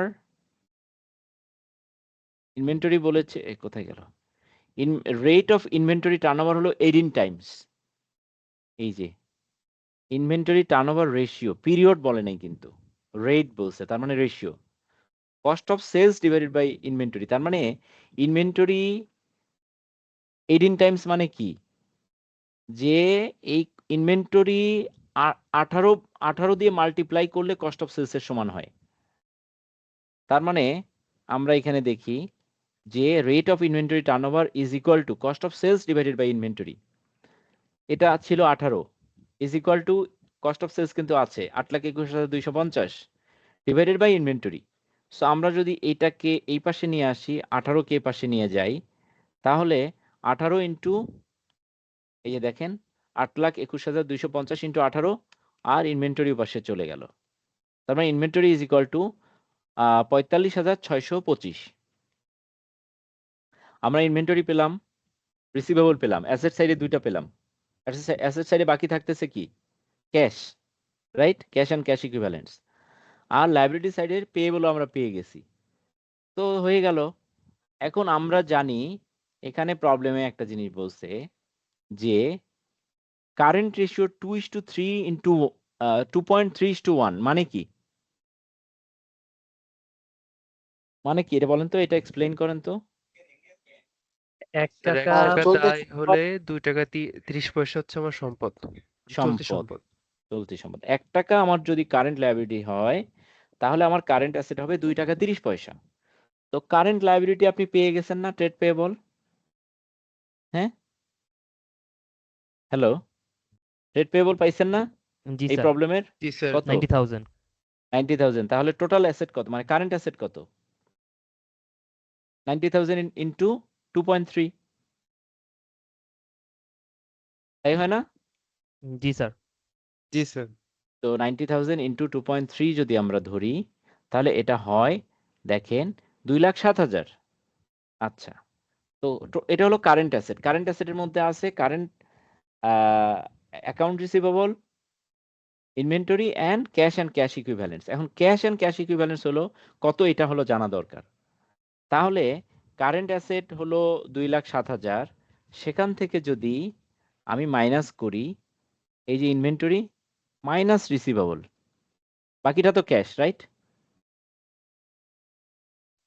জি তাই না? স্যার। বাকি ক্যাশ হলো 71,375। এই যে এটা এখানে বের করছে।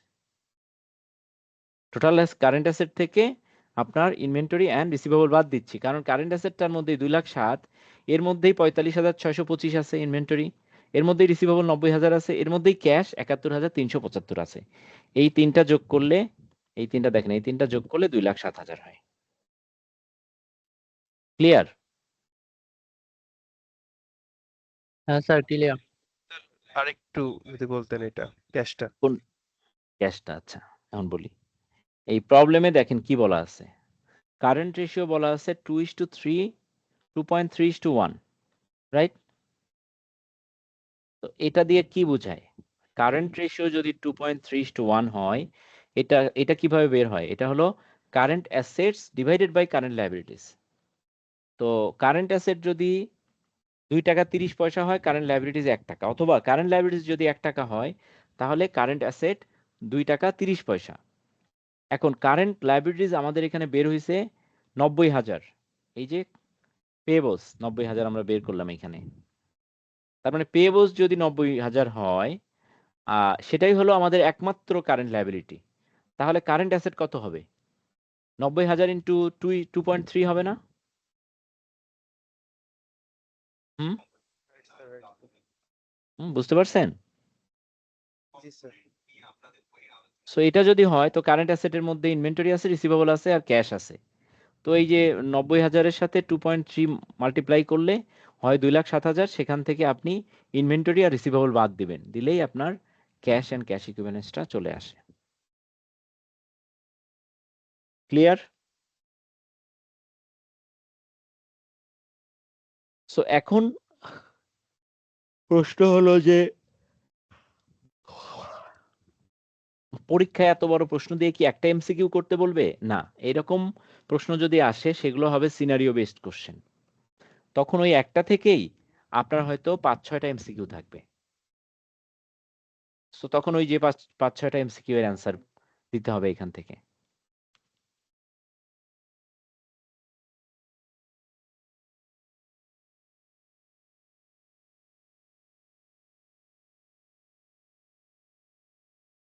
আচ্ছা, এরপরে যে জিনিসটা আসলো,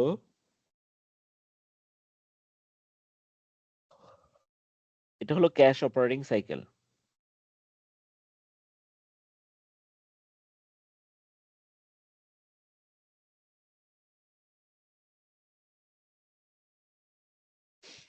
আচ্ছা, ক্যাশ অপারেটিং সাইকেল বলতে আমরা কি বুঝি?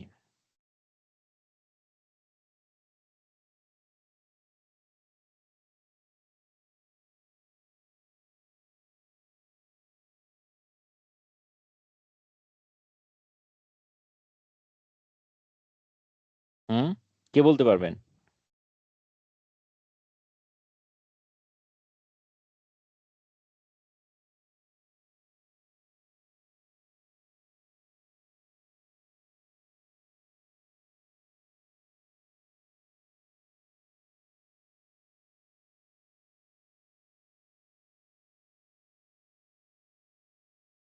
কোম্পানি ডেইলি অপারেট করার জন্য যে টাকাগুলা প্রয়োজন হয় ওগুলাই হচ্ছে ক্যাশ অপারেটিং। হ্যাঁ, কিরকম? এটা হচ্ছে যেমন ওপেনিং দিয়ে যখন একটা কোম্পানি ওপেনিং দিয়ে যে টাকা ওপেনিং ব্যালেন্স দিয়ে শুরু হয়, দেখা হচ্ছে সারাদিন একটা কস্ট যাওয়ার পর যে টাকাটা থাকে ওইটাই হচ্ছে দেন হচ্ছে এটা ক্লোজিং ব্যালেন্স। ওইটাই হচ্ছে এই যে সাইকেলটা ডেইলি প্রতিদিন পরিচালনা করাটাই হচ্ছে ক্যাশ অপারেটিং সাইকেল। আর কেউ? স্যার হ্যাঁ, স্যার প্রোডাক্ট বানাইতে যে টাকাটা খরচ আমরা ইনভেস্টমেন্ট করি ওই টাকাটা তারপরে প্রোডাক্ট বানানোর পর আমরা ফিনিশ গুডটা তো বাজার সেল করি, ওটা হ্যাঁ, হ্যাঁ, বাকিতে হতে পারে না হতে পারে। তো ওই যে কত সময় লাগতেছে আমার টাকাটা উঠে আসতে আর কি, ওইটা কি বলে sir? Exactly. So cash operating cycle হলো actually cash conversion cycle, right? ক্যাশটা আউটফ্লো হলো আজকে, হওয়ার পরে এই ক্যাশটা আবার ইনফ্লো হইতে যত সময় লাগবে, লাইক আমি আজকে একটা র মেটেরিয়ালস কিনলাম, কেনার পরে আমার তো ক্যাশ আউটফ্লো হলো, ইদার হতে পারে আজকেই ক্যাশ আউটফ্লো হলো, অথবা যার কাছে কিনছি সে হয়তো আমাকে 15 দিন 20 দিন অথবা 1 মাসের একটা ক্রেডিট দিয়েছে। সো আমি হয়তো 1 মাস পরে তাকে আমি টাকাটা দিলাম। তারপরে এই র মেটেরিয়ালসটা আমি প্রোডাকশন প্রসেসে দিলাম, তারপরে প্রোডাকশন হলো, হওয়ার পরে তারপরে আমি এটাকে বিক্রি করলাম, বিক্রি করার পরে আমার যার কাছে বিক্রি করলাম সে হয়তো নগদেও কিনতে পারে, তাহলে তো তখন আমি টাকাটা পেয়ে গেলাম। আর যদি বাকিতে কেনে তারপরে সে হয়তো আমাকে 20 দিন 1 মাস বা 2 মাস পরে আমাকে টাকাটা দিবে, সে হয়তো তারপরে আমাকে টাকাটা দিল। এই যে টাকাটা যেদিন পে করলাম আর যেদিন কালেকশন করলাম, এই 2টা দিনের যে পার্থক্য, লেন্থটা, এটাকেই বলে ক্যাশ অপারেটিং সাইকেল।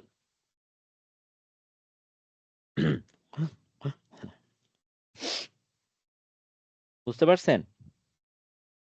হ্যাঁ স্যার, বুঝতে পারছি।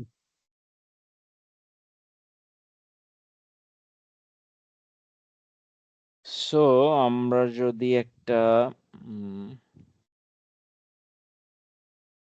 দেখেন ক্যাশ অপারেটিং সাইকেল বলছি যে আমি একটা পারচেজ করলাম, পারচেজ করে আমার পেয়েবল পার্টিকে পে করে দিব, র মেটেরিয়ালসটা হাতে পাওয়ার পরে র মেটেরিয়ালস ইনভেন্টরি হিসেবে আমার কাছে থাকলো, তারপরে আমি এটাকে প্রোডাকশন প্রসেসে দিলাম, দেওয়ার পরে আমি এটার ওয়ার্ক ইন প্রোগ্রেস ইনভেন্টরি হয়ে গেল, তারপর এখান থেকে প্রোডাকশন হয়ে গেল, হওয়ার পরে আমি ফিনিশ গুডস ইনভেন্টরি হাতে পেলাম। এই ফিনিশ গুডস ইনভেন্টরিটা আমি কি করব? আমি সেলস করব। সেলস করার পরে আমার রিসিভেবল ক্রিয়েট হবে, তারপরে আমার পার্টির কাছ থেকে টাকা পাবো, পাওয়ার পরে আমার ক্যাশটা হাতে আসবে। That is called cash operating cycle. এখন এটা কিভাবে আমি ডিটারমাইন করব, আমি একটা জিনিস দেখাই আপনাদেরকে।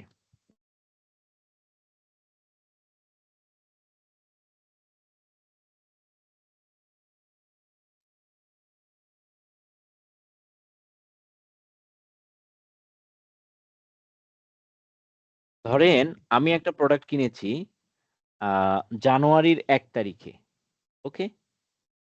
তো তা আমি যার কাছে কিনেছি তার সাথে আমার ক্রেডিট টার্ম ছিল 30 ডেজের। তার মানে জানুয়ারির 1 তারিখে আমি কিনছি, আমার তাকে জানুয়ারির 30 তারিখ টাকাটা দিলেও হবে, ঠিক আছে? তো আমার ক্যাশ আউটফ্লো কবে হবে? হুম, জানুয়ারি 30 তারিখ আছে। কিভাবে? তো আমি তো এখন দিতেছি না, বাকি তো কিনলাম না স্যার। হ্যাঁ, তো জানুয়ারির 30 তারিখ কিভাবে? তখন তো টাকাটা পে করব, এখন তো আপাতত আমার টাকা আর ফ্লো হচ্ছে না। কিন্তু আমি যদি তার আগে পে করি? তাহলে স্যার ওইটা তো শর্ত স্যার, তখন যদি পে করি তখন যেদিন পে করছি স্যার ওই দিন আমি আর ফ্লো দেখাবো আর কি স্যার।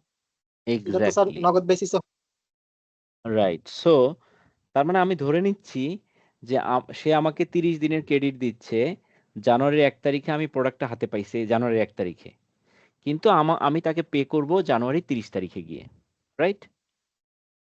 তাহলে আমার ক্যাশ আউটফ্লো হবে জানুয়ারির 30 তারিখে। আচ্ছা, প্রসেস হলো এই র ম্যাটেরিয়ালসটা হাতে পাওয়ার পরে আমার প্রোডাকশন প্রসেস শুরু হতে হতে আমার 20 দিন লাগে। তারপর প্রোডাকশন ব্যাচ রান করে 20 দিন। ধরলাম